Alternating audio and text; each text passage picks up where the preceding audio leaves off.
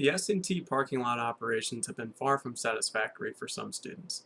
Now, how many of you have had issues with parking lot operations? Everyone in the room. So I think there's a few ways that S&T could improve parking lot operations. Here's an image of the RC2 lot taken off of Google Maps, and this is what it looked like for most of the year. For the first 2 weeks of school, I had to use street parking as well as my suite mates because we didn't have parking passes. So my question is for parking lot operations on why it took them 4 months to approve this application and why it was procrastinated until 2 weeks after school started. Missouri S&T parking lot operations could be improved by creating a more efficient application process, creating more parking lots, and improving communication with students. So students need proper parking in order to make it to class efficiently. First, I'll begin with commuter students. I believe there's a lack of parking lots for students that are just dedicated to students. There's a few small lots that students can park in, and you have to hunt for a spot to get it. Um, there's some great locations for some centralized parking lots on campus. The first one being between the physics building and the IDE building. There's a nice flat patch of grass with a few trees and no students socialize there. So putting a parking lot there wouldn't be an issue. The next one's across the street from the Writing Center. This lot has 2 benches on it, and I've never seen students sit there, but this is a great location too. It's close to Havener, which students cannot park in the Havener lot, and it's pretty centralized for most buildings on campus. For the residential students, I believe parking's fairly adequate.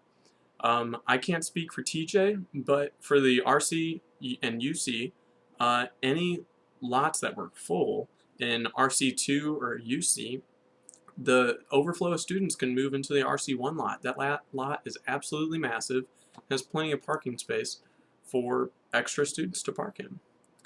So my next point is how the application process could be improved.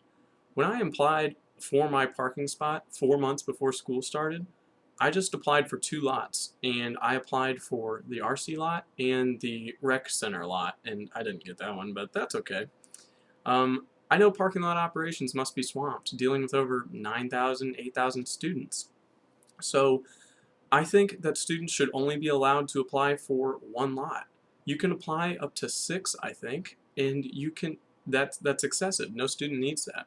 So I think students should only be allowed to apply for 1 lot at a time until that application is approved or denied. Then they can apply for more. But this ensures that each student will at least get 1 lot. Another issue is communication with students. Just before I arrived in August, I received an email saying that RC2 lot was full and that I had the option to use street parking or buy a parking permit from some local businesses which were nowhere near our residential commons. So that fee did not seem worth the walk to, like, one of them was Vessel Fitness, which is on the other side of Vicky Road near Colton Steakhouse. So after 2 weeks of street parking, I went into the University Police and asked about a parking permit.